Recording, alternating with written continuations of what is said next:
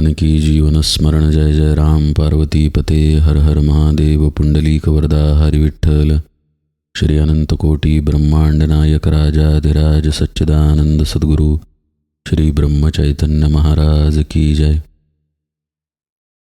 श्री महाराजांच्या सेवेमध्ये दासबोधाची उजळणी पाहत असताना श्रोत्यानं जो प्रश्न विचारलेला आहे तो आपण काल विस्तृतपणे पाहिला।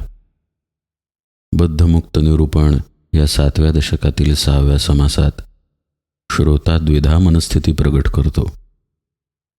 असं तर झालं पाहिजे, नाहीतर तसं तर झालं पाहिजे, असं त्याचं म्हणणं आहे।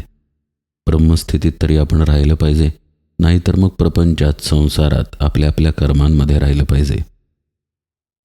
आता याच्या उत्तरादाखल सद्गुरू किंवा समर्थ काही सांगत आहेत। पुन्हा श्रोता त्याच्यावरती काहीतरी तर्क उपस्थित करत आहे, पुन्हा सद्गुरू काहीतरी सांगत आहेत आणि पुन्हा समोरून तर्क उपस्थित केला जातोय। असा हा संवादाचा प्रवास आहे। तो आपण एक एक ओवी पाहत पाहत बघूया। प्रश्न झाल्यानंतर समर्थ म्हणतात, आता याचे प्रत्युत्तर वक्ता देईल सुंदर, श्रोती व्हावे निरोत्तर क्षण एका आता। आता उत्तराला सुरुवात झाली। वक्ता म्हणतोय किंवा समर्थ सांगतायत, सद्गुरू सांगतायत, ब्रह्मची होऊन जे पडिले तेची मुक्तपदास गेले, येर ते काय बुडाले व्यासादिक। श्रोत्याला समर्थांनी प्रश्न केलाय, सद्गुरूंनी प्रश्न केलाय, जे ब्रह्म होऊन पडून राहिले तेवढेच केवळ मुक्त झाले आणि बाकीचे व्यासादिक महामुनी बुडाले की काय? म्हणजे बाकीचे बुडाले, बाकीकडे प्रपंचच आहे ना, एकतर त्या अवस्थेत राहिलं पाहिजे असं श्रोत्याचं म्हणणं आहे ना। म्हणून हा प्रतिप्रश्न केला सद्गुरूंनी। लगेच श्रोत्यानं आणखीन एक तर्क मांडला। श्रोता विनती करी पुढती, शुको मुक्तो वामदेवो वाहे श्रुती, दोघेची मुक्त आदी अंती बोलत असे। श्रुतीचा दाखला श्रोता देतोय की शुक आणि वामदेव एवढेच मुक्त झालेले आहेत असं श्रुतींमध्ये म्हटलंय। वेदांचं पण असंच म्हणणं आहे, वेदे बद्ध केले सर्व, मुक्त शुक वामदेव, वेदवचनी अभाव कैसा धरावा।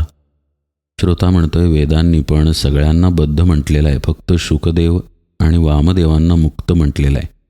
तर आता या वेदवचनावरती अविश्वास कसा ठेवायचा? असे तर्क पहा समोरून येत आहेत। आता असं म्हटल्यानंतर सद्गुरू काय म्हणतात तेही महत्त्वाचं आहे। ऐसा श्रोता वेदाधारे देता झाला प्रत्युत्तरे, दोघेची मुक्त अत्यादरे प्रतिपाद्य केले। असं समर्थ म्हणतायत, श्रोत्यानं अगदी आदरपूर्वक सांगितलं की फक्त दोघेच मुक्त आहेत। आधार दिला वेदांचा, श्रुतींचा। त्याच्यावरती सद्गुरू बोलायला लागले। वक्ता बोले या उपरी, दोघेची मुक्त सृष्टीवरी, ऐसे बोलता उरी कोणासा आहे। बहु ऋषी बहुमुनी सिद्धयोगी आत्मज्ञानी, झाले पुरुष समाधानी असंख्यात। सद्गुरू म्हणतायत, जर हे केवळ दोघेच मुक्त झाले असं म्हटलं तर बाकीच्यांची स्थिती कशी असेल? अनेक ऋषी मुनी सिद्धयोगी आत्मज्ञानी होऊन गेलेले आहेत, त्यांनाही समाधान म्हणजे आत्मसमाधान प्राप्त झालेलं आहे। त्यांचं काय? आता इथे समर्थांनी प्रसिद्ध असलेला श्लोक दिलेला आहे, प्रल्हाद नारद पराशर पुंडलीक वगैरे वगैरे। जे कुणी भगवन्मय झाले त्या सगळ्यांची ही नावं आहेत। समर्थांना हे दाखवायचं आहे की अशी अनंत नावं अनंत ठिकाणी दिली गेलेली आहेत। एका कुठल्या तरी गोष्टीचा तर्काला वापर करून श्रोता बुद्धीतून तर्क उपस्थित करतोय, हे समर्थ इथं दाखवतायत। सद्गुरूंकडं आपण आत्मज्ञानासाठी जातो। हे असलेलं आत्मज्ञान बाहेर नाही, आपल्या आतच आहे। आपणच ते स्वतः आहोत हे निरूपणात आपण ऐकलेलं आहे। पण हे समजून घेण्यासाठी जेव्हा साधक, शिष्य किंवा मुमुक्षू सद्गुरूंकडे जात असतो तेव्हा तो त्याच्या बुद्धीबरोबर जात असतो। बुद्धी मन तर तसंच आहे ना, त्याचा त्याग झालेला नाही, देहभाव तसाच आहे। त्यामुळे ही सगळी शिदोरी घेऊन, जी अशाश्वत आहे, मायात्मक आहे, अशी शिदोरी घेऊन तो व्यक्ती सद्गुरूंकडे जात असतो।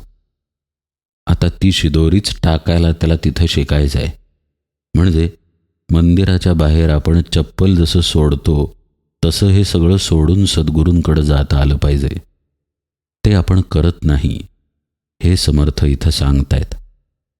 सद्गुरू आपल्याला काय शिकवतात, हे पावित्र्यतेनं आतमध्ये आलं पाहिजे. मध्ये भेसळ झाली नाही पाहिजे. स्वच्छ जसा उपदेश आहे तसा तो आत झिरपला पाहिजे. हे आपल्याला जमू शकतं. कसं काय बुवा, असा एखाद्याला प्रश्न पडेल. पण पहा, जेव्हा आपण आपल्या आवडीच्या गोष्टीमध्ये गुंग असतो, एखाद्या आवडीच्या गोष्टीत देहभान विसरून रमलेलो असतो, त्यावेळी आपलं मन, आपले तर्क, आपले विचार हे सगळं आपण बाजूला ठेवलेलं असतं की नाही?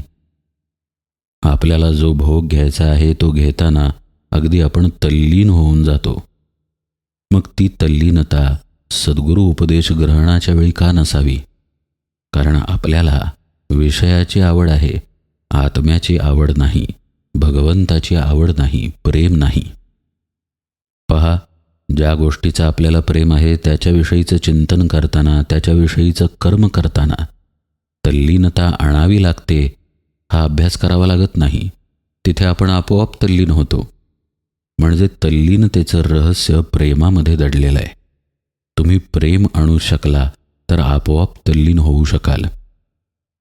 हे प्रेम येणं अत्यंत महत्त्वाचं आहे आणि त्यासाठी नामस्मरण आपली मदत करतं. संत सहवास, त्या जोडीनं नामस्मरण ही गोष्ट जर आपण धरून ठेवली तर आपोआप भगवंताचं प्रेम आतमध्ये उत्पन्न होतं. प्रेम उत्पन्न झालं की त्या प्रेमाच्या दृष्टीनं जे विचार सांगितले जातात त्याचं चिंतनही प्रेमानं घडतं. मग तिथे तल्लीनता आपोआप येते. मग हे जे तर्क श्रोता मांडतोय ना, असे तर्क मांडले जात नाहीत. सद्गुरू म्हणतायत ना, असं जा, असं गेलास तर तुझा उद्धार होईल. मग त्या मार्गानं तो शिष्य जातोच जातो. हे सगळं समर्थांना या संवादांमधून सांगायचं आहे, पण अप्रत्यक्षपणे सांगायचं आहे. संवादात या गोष्टी लपलेल्या आहेत. पहा ना, शिष्याचे किंवा श्रोत्याचे प्रश्न. अहो, वेदात या दोघांचाच उद्धार सांगितला आहे, श्रुती असंच म्हणते, असं हा सद्गुरूंना सांगतोय. सद्गुरू सांगतायत ना त्याच्या आधी खरं की या मार्गानं गेलास तर तुझा उद्धार होईल, आत्मज्ञान होईल. मग सद्गुरूंना त्यांचं म्हणणं खरं आहे हे दाखवण्यासाठी दाखले द्यावे लागत आहेत. अनेक मुनी होऊन गेले, योगी होऊन गेले, प्रल्हाद, नारद, पराशर, पुंडलिक, व्यास, अंबरीश वगैरे वगैरे यादी द्यावी लागते. त्यांना हे सांगावं लागते की बघ, हे सगळे मुक्त झाले, हे काही पडून राहिले नाहीत, आपल्या स्थितीमध्ये पडून आहेत बुवा, आपली कर्मे टाकलेली आहेत, असं या कुणीही केलं नाही. त्यामुळे या तर्कात अडकणं व्यर्थपणाचं आहे. पुढे पहा, महात्म्यांची यादी दिल्यानंतर समर्थ म्हणतात, याही वेगळे थोर थोर ब्रह्मा विष्णू महेश्वर आदी करून दिगंबर विदेहादिक शुक वामदेव मुक्त झाले, येर हे अवघेची बुडाले, या वचना विश्वासले ते पढत मूर्ख. समर्थ म्हणतायत, यादी पुष्कळ आहे. अनेक महात्मे मुक्त होऊन गेलेले आहेत. हे वर्णन केलेले जे महात्मे आहेत श्लोकांमध्ये, या व्यतिरिक्त ब्रह्मा, विष्णू, महेश्वर, दत्तात्रेय, जनकादी विदेह स्थितीतील महात्मे असे अनेक जण मुक्त होऊन गेलेले आहेत. फक्त शुकदेव आणि वामदेवच मुक्त झाले आणि बाकी सगळे मुक्त झाले नाहीत, या वचनावर विश्वास ठेवणारे पढत मूर्ख आहेत, असं समर्थ म्हणतायत. म्हणजे समर्थ ठसवतायत की मुक्ती निश्चित आहे, केवळ सद्गुरूंना शरण जाऊन त्या साधनेत राहिलं पाहिजे. लगेच श्रोत्यानं पुन्हा प्रश्न किंवा तर्क उपस्थित केलाय. तरी वेद कैसे बोलिला, तो काय तुम्ही मिथ्या केला, ऐकोन वक्ता देता झाला प्रत्युत्तर. एवढं सांगूनही श्रोता म्हणतोय की मग वेदांमध्ये जे सांगितलेलं आहे त्याला तुम्ही खोटं ठरवता का? वेदांचं बोलणं तुम्ही मानत नाही का? आता हे ऐकून पुन्हा सद्गुरू उत्तर द्यायला लागले. वेद बोलिला पूर्वपक्ष, मूर्ख तेथेची लावी लक्ष, साधू आणि व्युत्पन्न दक्ष त्यास हे न म्हणे. सद्गुरू म्हणतायत की वेदांमध्ये फक्त पूर्वपक्ष मांडलेला आहे. समजायला सोपं व्हावं या दृष्टीनं पाहायचं झाल्यास उदाहरण वेदांमध्ये दिलेलं असतं. आता समजा एखादा व्यक्ती एव्हरेस्टच्या शिखरावरती चढून गेला, पहिल्यांदा गेला असेल तर त्याचं नाव प्रसिद्ध होणारच ना. पहिल्या 2-4 जणांचं 8-10 जणांचं नाव प्रसिद्ध होतंच, कारण ते नवीन असतं, आणखी कोणी गेलेलं नसतं, ते जातात म्हणून त्यांचं नाव प्रसिद्ध होतं. पण त्यांच्यानंतर अनेक लोक एव्हरेस्टवरती जाऊन आले. त्या सगळ्यांची नावं पुस्तकात असत नाहीत. मुख्य सुरुवातीला जे गेले त्यांना महत्त्व, त्यांची नावं दिली गेली. अशा पद्धतीनंच पूर्वपक्ष वेदांमध्ये मांडलेला आहे. समर्थ म्हणतात, जे मूर्ख असतात ते केवळ पूर्वपक्षाकडे लक्ष देतात. जे खरे साधू असतात, दक्ष म्हणजे सावध असतात, ते फक्त त्याच्याकडे लक्ष देत नाहीत, त्यातला अर्थ घेतात की हे जाऊ शकले तर आपणही जाऊ शकू.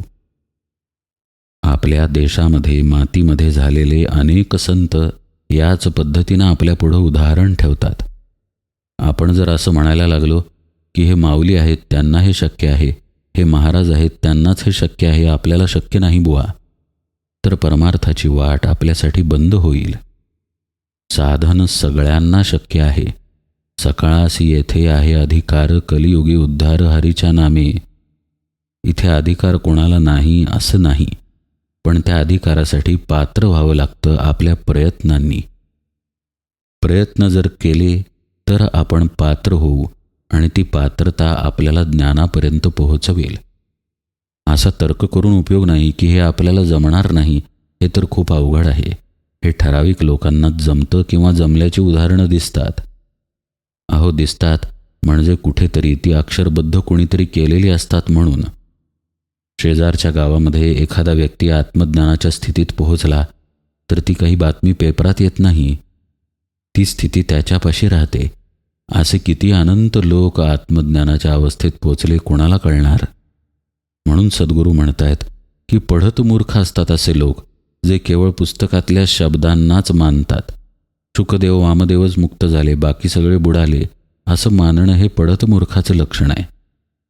ते केवळ दिलेलं उदाहरण आहे. पहा सद्गुरू काय म्हणतायत. तथापि हे जरी मानले तरी वेद सामर्थ्य बुडाले, वेदांचेही उद्धरिले न वचे कोणा. आणखीन एक तर्क आता सद्गुरूंनी मांडला की समजा हे खरं मानलं की फक्त शुकदेव आणि वामदेव यांचाच उद्धार झाला, बाकी कोणाचा नाही, तर मग लोकांचा उद्धार करण्याचं सामर्थ्य वेदांमध्ये नाही असा अर्थ त्यातून बाहेर निघेल, जो की खोटा आहे. म्हणून इतर सगळ्यांचा उद्धार वेदांनी होऊ शकतो, म्हणजे सद्गुरुपदिष्ट साधनेनं होऊ शकतो, हे समर्थ अधोरेखित करतायत. पहा ते म्हणतात, वेदांगी सामर्थ्य नसे तरी या वेदास कोण पुसे, म्हणून वेदी सामर्थ्य असे जन उधरावया. वेदाक्षर घडे ज्यासी तो बोलिजे पुण्यरासी, म्हणून वेदी सामर्थ्य असी काय उणे. वेदशास्त्र पुराण भाग्ये झालिया श्रवण, तेणे होईजे पावन हे बोलती साधू. श्लोक अथवा श्लोकार्ध नाहीतरी श्लोकपाद, श्रवण होता एक शब्द नाना दोष जाती. वेदांच्या अंगी जर सामर्थ्य नसतं तर वेदांना कोण विचारलं असतं. म्हणून समर्थ म्हणतायत हे लक्षात घ्यावं की लोकांचा उद्धार करण्याचं सामर्थ्य वेदांमध्ये आहे, निश्चित आहे. जो वेदांचा अभ्यास करेल तो पुण्यवानच समजला जाईल. वेदांच्या ठिकाणी जे सामर्थ्य आहे त्याला तोटा नाही. वेदशास्त्र पुराण यांचं श्रवण भाग्यानं घडतं असं समर्थ म्हणतात. समर्थ हे आपल्याला सांगतायत की भगवत प्राप्तीची साधना वेदांमध्ये आहे खरी, पण त्या साधनेनं आपला उद्धार होणार नाही, ठराविक लोकांचाच उद्धार झालेला आहे हे जर खरं मानलं, म्हणजे जे वेदांमध्ये दिलंय उदाहरण म्हणून ते शब्दशः जर खरं मानलं, तर असा अर्थ निघेल की इतरांचा उद्धार होणारच नाही, जे की खोटं आहे. वेदांनी सगळ्यांचा उद्धार होतो. समर्थ म्हणतायत इतकंच काय, एक शब्द जरी उच्चारला किंवा श्रवण घडलं तरी अनेक दोष नाहीसे होतात. त्यामुळे विश्वास ठेवावा की उद्धार ठरलेला आहे. वेदशास्त्री पुराणी ऐशा वाक्याच्या आईणी, अगाध महिमा व्यासवाणी वदोन गेली. एकाक्षर होता श्रवण, तत्काळची होईजे पावन, ऐसे ग्रंथांचे महिमान ठाई ठाई बोलिले. समर्थ म्हणतायत वेद, शास्त्र, पुराण यात अशा अर्थांच्या ओळीच्या ओळी आहेत. म्हणजे वेदांमध्ये पावित्र्य आहे, सामर्थ्य आहे, वेदांमध्ये उद्धार करण्याची शक्ती आहे असं सांगणाऱ्या ओळी वेदशास्त्रांमध्ये भरून आहेत. व्यासांनी आपल्या ग्रंथांमधून याचं सगळं वर्णन केलेलं आहे. वेदच पूर्ण कशाला पाहायला पाहिजे? समर्थ म्हणतात, वेदांच्या एका अक्षराचं श्रवण जरी झालं तरी श्रोता पावन होऊन जातो, इतका त्या ग्रंथांचा महिमा आहे. देही वेगळा तिजा नुधरे, तरी महिमा कैचा उरे, असो हे जाणीजे चतुरे, येरा गथा गोवी.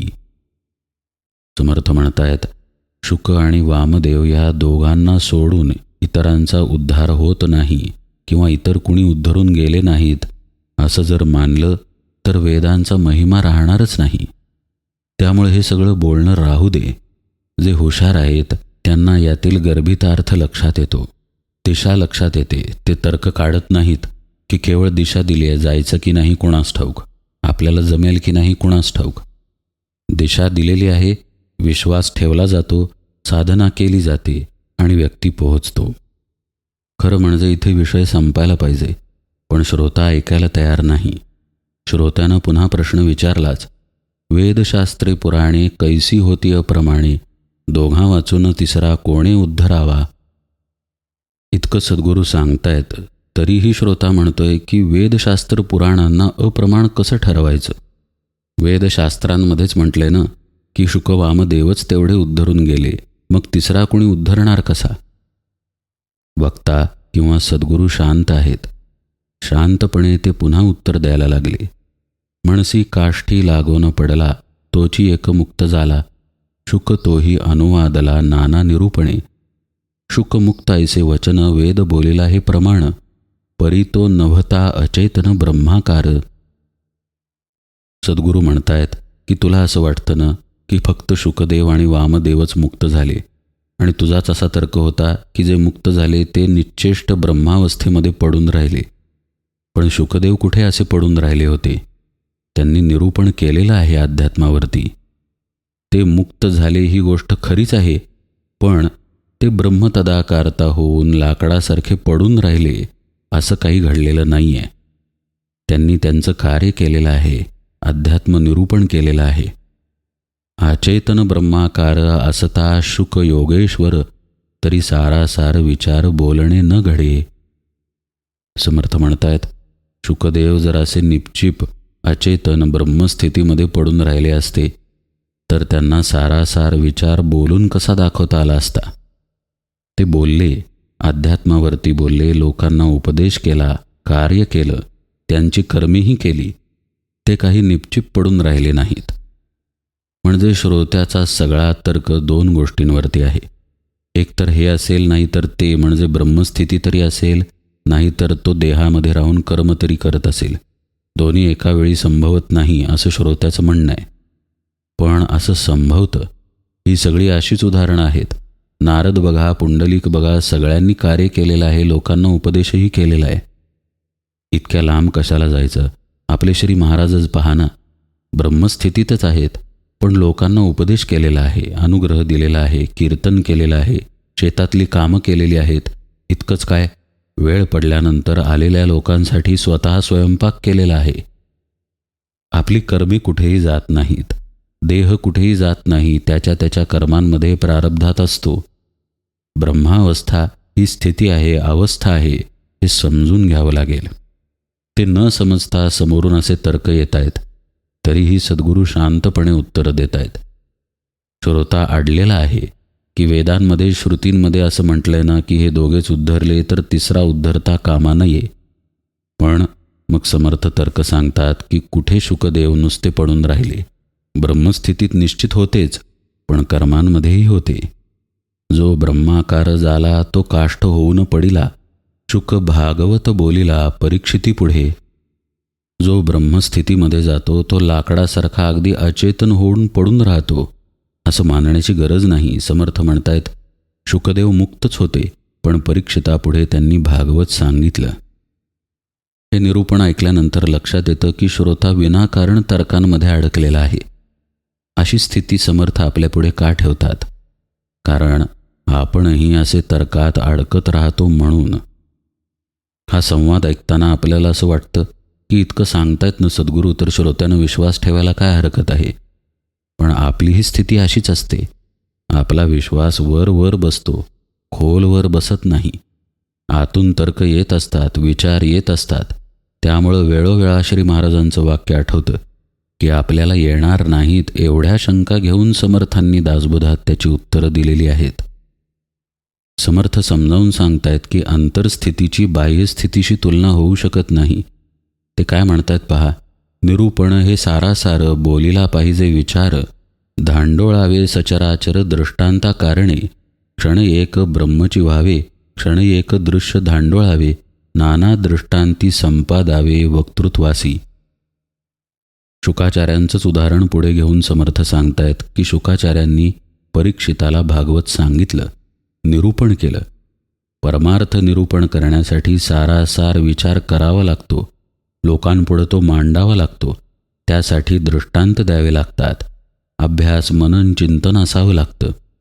समोरच्याला पटेल समजेल अशा रीतीनं स्पष्ट करून सांगावं लागतं. समर्थ म्हणतायत की ब्रह्मस्थितीचं निरूपण करताना कधीकधी वक्ता ब्रह्मच होऊन जातो, पण पुन्हा वृत्तीवरती येऊन विषय समजावून देतो. हे वक्तृत्वही त्याच्याकडनं घडतं. म्हणजे दोन्ही गोष्टींमध्ये तो खेळत राहतो, पण त्याची अवस्थाबद्ध आहे असं मानू नये असं समर्थ म्हणतात. असो भागवत निरूपण, शुक बोलिला आपण, तया अंगी बद्धपण लावू नये की. शुकदेवांनीही असंच भागवत सांगितलेलं आहे, पण ते बोलतात, सांगतात, वृत्तीवरती आलेले दिसतात, म्हणून ते बद्ध दशेत आहेत, ब्रह्मस्थितीत नाहीत असं समजू नये. एवढं सांगून समर्थांनी अत्यंत महत्त्वाचं विधान केलं. म्हणोनी बोलता चालिता निचेष्टित पडिले नसता, मुक्ती लाभे सायोज्यता सद्गुरू बोधे. आत्मज्ञानाला असं बंधन नाही की लाकडासारखं पडून राहिलं पाहिजे, अचेतन होऊन ब्रह्मस्थितीत राहिलं पाहिजे. अहो अचेतन राहणार म्हणजे देहच राहणार ना. देह कुठे ब्रह्म आहे हे समजायला पाहिजे. देहाच्या आत जे चलनवलन करतंय तेच ब्रह्म आहे, ते आपण आहोत. या बोधामध्ये जेव्हा साधक जातो तेव्हा देह गौण ठरतो. देह कर्मांमध्ये राहीलच. नुसता निचेष्टित पडून राहिला तरी ते पडून राहण्याचं कर्म घडतंयच की. आणि समजा पडला नाही, शेतात कामं केली, नोकरी धंदा केला, लोकांना उपदेश केला, तरी देह कर्मांमध्ये आहेच की. त्यामुळं कर्म चुकत नाही. म्हणून समर्थ म्हणतात, म्हणोनी बोलता चालिता निचेष्टित पडिले नसता. निश्चेष्ट होऊन अगदी लाकडासारखं अचेतन होऊन तो पडत नाही. त्याचं चालणं बोलणं कर्म सगळी सुरू राहतात. पण कशी? मुक्ती लाभे सायोज्यता सद्गुरू बोधे. त्या सर्व कर्मांमध्ये त्याचा बोध जागा असतो, जो सद्गुरूंनी त्याला दिलेला असतो की तू ब्रह्म आहेस. म्हणजे भावानं तो ब्रह्मभावात असतो, देहानं नाही.